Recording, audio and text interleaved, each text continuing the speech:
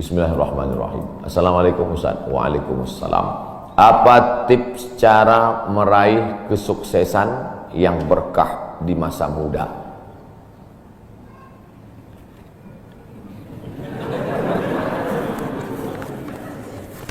Saya tidak pernah bercita-cita menjadi apapun. Cita-cita saya dulu cuma satu, bagaimana membahagiakan orang tua. Itu saja.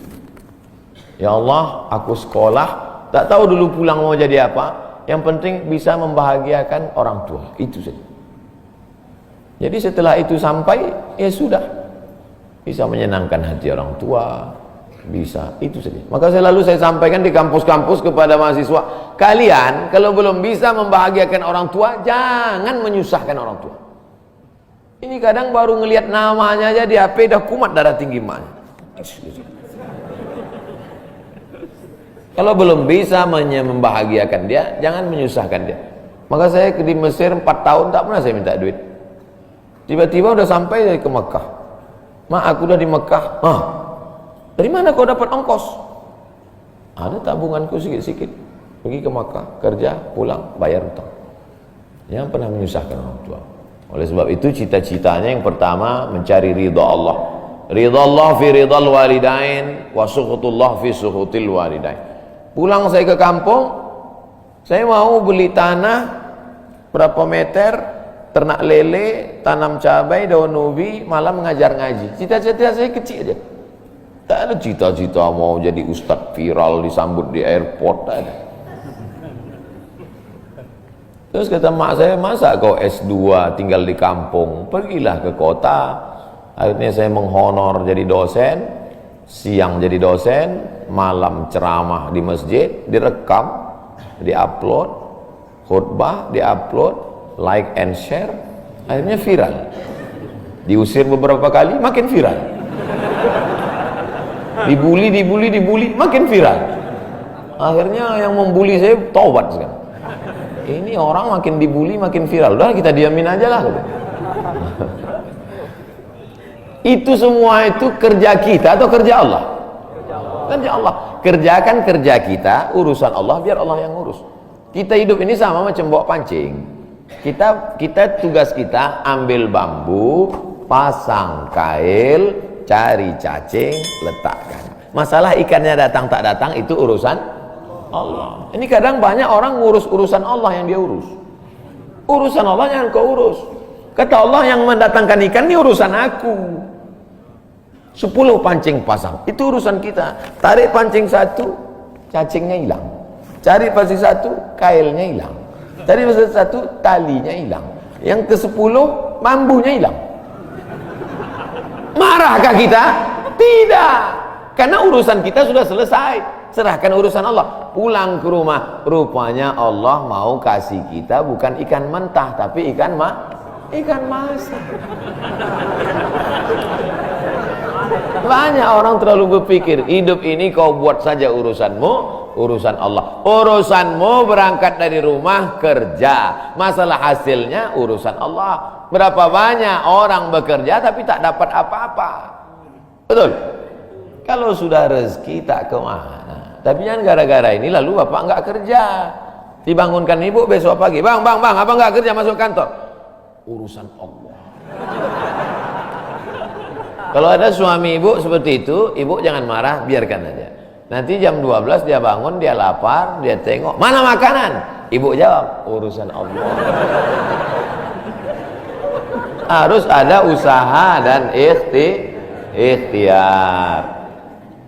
Pertama, niat cari ridha Allah. Kedua, senangkan orang tua. Ketiga, berusaha. Setelah itu, tawakal Allah.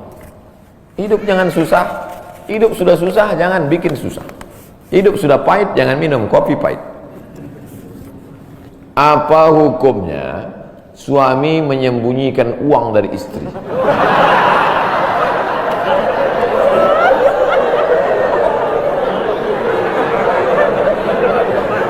Bang, kata istrinya.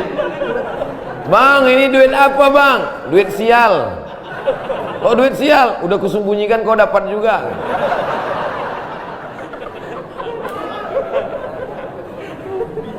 Bapak menikah sama ibu, ibu menikah sama bapak, apakah hartanya jadi satu atau harta masing-masing?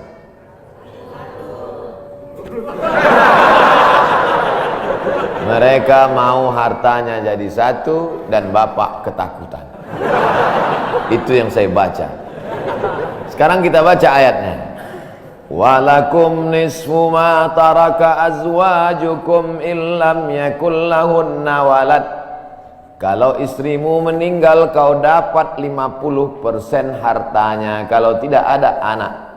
Fa in kana lahunna waladun, kalau dia punya anak, falakumur rubu'u, kamu dapat 25%. Sekarang saya tanya, hartanya nyatu atau pisah?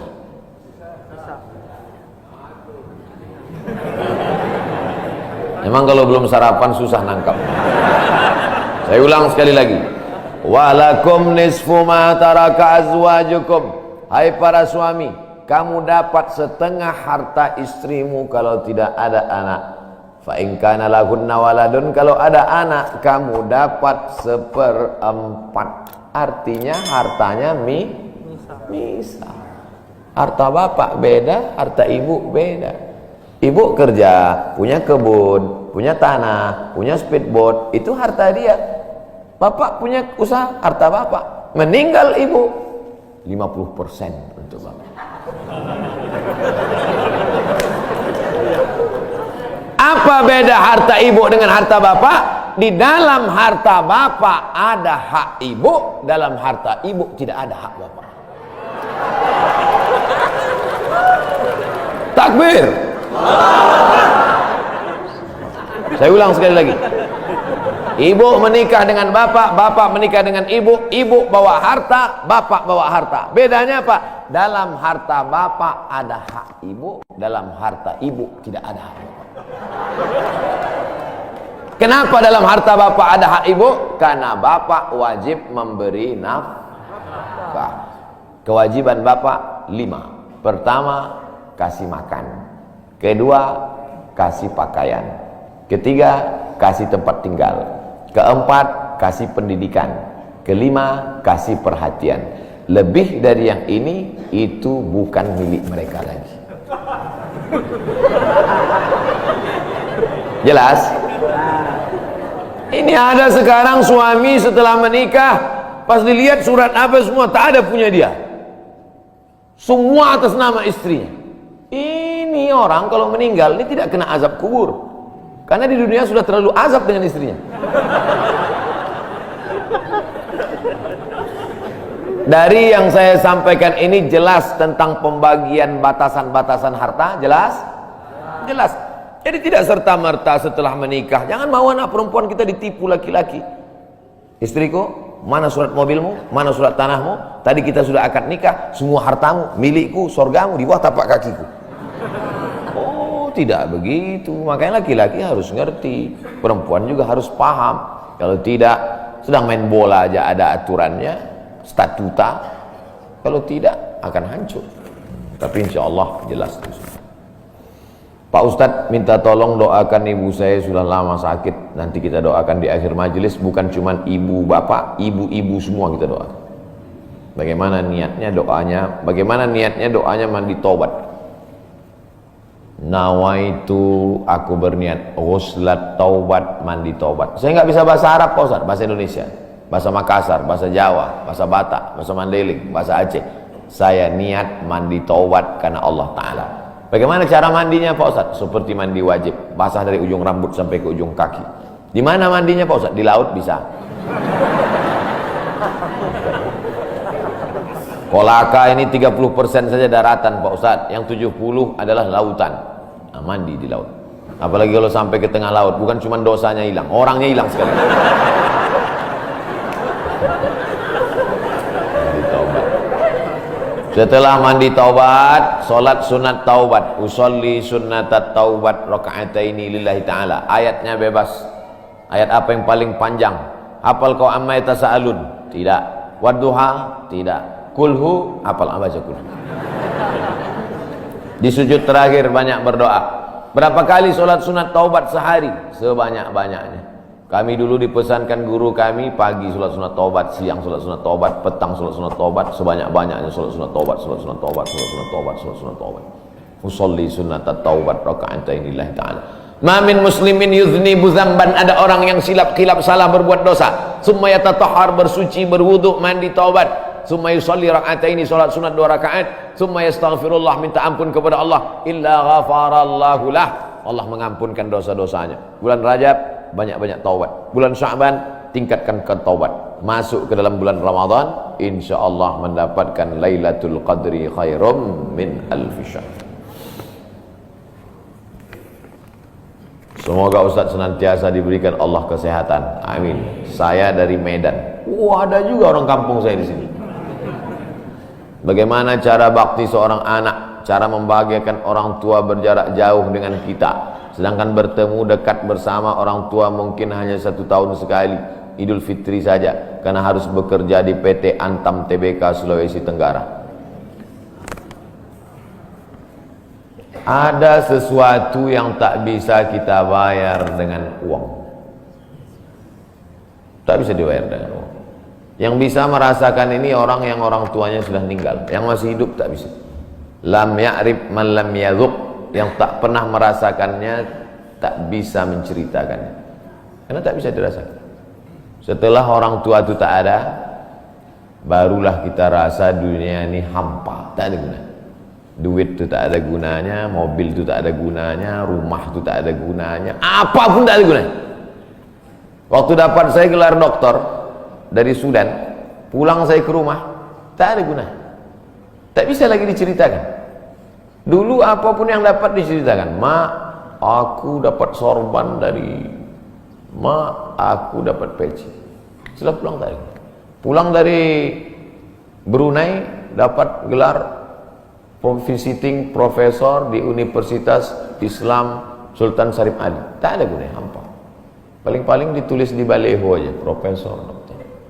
Tak guna. Untuk menunjukkan bahwa kita bukan ustaz kaleng-kaleng.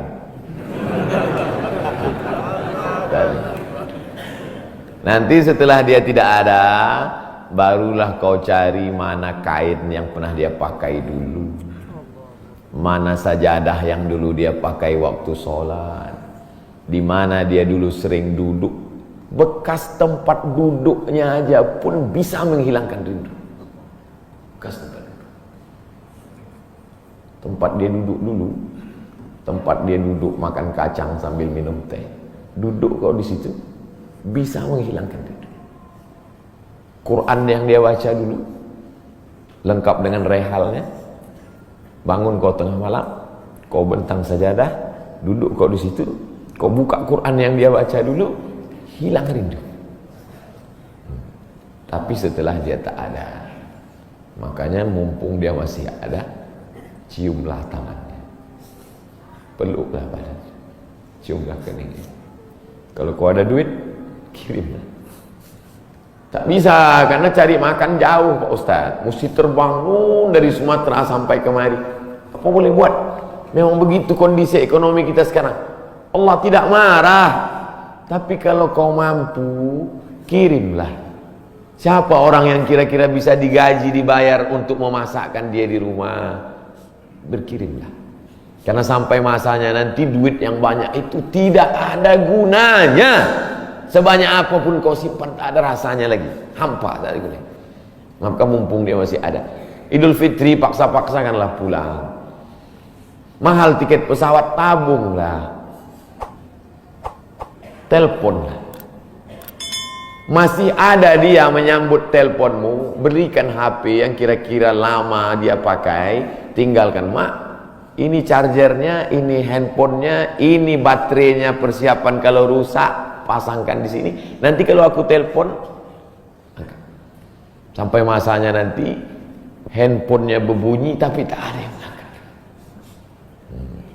Selagi dia masih ada, senangkanlah hatinya, kirimkanlah kain. Kain itu tidak akan dia pakai, tapi insya Allah menyenangkan hati dia. Ketika hatinya lapang, lapang rezeki. Ketika hatinya senang, senang hidup. Tapi kalau sudah hatinya sempit, meleleh air matanya rindu karena tak pernah kau telepon, disitulah awal azab Allah datang. Kau akan berenang dalam kesengsaraan. Mudah-mudahan Allah mengampuni dosa kita semua. Dosa ibu bapa. Ala hazihi niyah al-Fatihah. A'udzubillahi minasyaitonir rajim. Bismillah. Alhamdulillah rabbil alamin. Ar-Rahmanir Rahim. Maliki yaumiddin. Iyyaka na'budu wa iyyaka nasta'in. Ihdinas siratal mustaqim. Siratal ladzina an'amta 'alaihim ghairil maghdubi 'alaihim waladdallin. Amin. Rabbana ighfir lana dzunubana, ampunkan dosa kami ya Allah. Wali abaina, ayah kami ya Allah. Melepuh kulitnya untuk menyekolahkan kami, tak dapat kami balas budi baiknya ya Allah. Wali ummahatina, emak kami, 9 bulan 10 hari kami dikandungnya, 2 tahun kami disusukannya, mengalir darahnya dalam badan kami, tak dapat kami balas. Tak dapat kami balas kebaikannya, sekali teriakannya saat mengeluarkan kami ke alam yang fana ini. Tak dapat kami balas kebaikannya ya Allah. Kalau dia masih hidup, sahih jasadaha, sehatkan badannya. Qawi imanaha, kuatkan imannya. Ar-rahmazuqhal istiqamata, berikan dia istiqamah dalam iman dan Islam. Kalau dia sudah meninggal dunia, lapangkan kuburnya ya Allah. Nawwir qabraha, terangkan makamnya ya Allah. Allahumma ja'al qabraha radatan min riyadil jinan. Jadikan kuburnya salah satu dari taman-taman surga. La taj'al qabraha hufratan min hufarin niran. Jangan jadikan kuburnya salah satu dari lubang neraka ya Allah. Allahumma ja'al abana'ana barina liwalidiha. Jadikan anak-anak kami anak-anak yang berbakti kepada orang tua. Allahumma hafazhum min kulli su' wa syarr. Jaga anak-anak kami dari segala perbuatan maksiat dan dosa ya Allah. Rabbana zalamna anfusana, kami sudah banyak buat silap salah dan dosa. Wa illam taghfir lana, kalau kau tidak mengampuni dosa kami, wa tarhamna, kalau kau tidak merahmati kami, lanakunanna minal khasirin. Sudah lama kami jadi orang-orang yang merugi. Allahumma ja'alna minat tawabin, jadikan kami orang yang bertaubat di bulan mulia ini ya Allah. Wa ja'alna minal mutatahhirin, jadikan kami orang yang mensucikan hati. Wa ja'alna min ibadikas salihin, jadikan kami hamba-hambamu yang salih. Allahumma ja'al akhira kalamina inda intihai ajalina, kalau ajal kami sampai, malaikat maut tiba mencabut nyawa kami, jadikanlah yang terakhir keluar dari mulut kami la ilaha illallah Muhammadur Rasulullah SAW. Kalimatu haqqin 'alaiha nahya, dengan itu kami hidup, wa 'alaiha namutu, dengan itu kami mati, wa biha nub'atsu, dengan itu kami nanti akan dibangkitkan di padang mahsyar. Rabbana atina fid dunya hasanah wa fil akhirati hasanah wa qina adzabannar. Wa sallallahu ala sayyidina wa maulana Muhammad wa ala alihi wa sahbihi wa sallam. Walhamdulillahi rabbil alamin.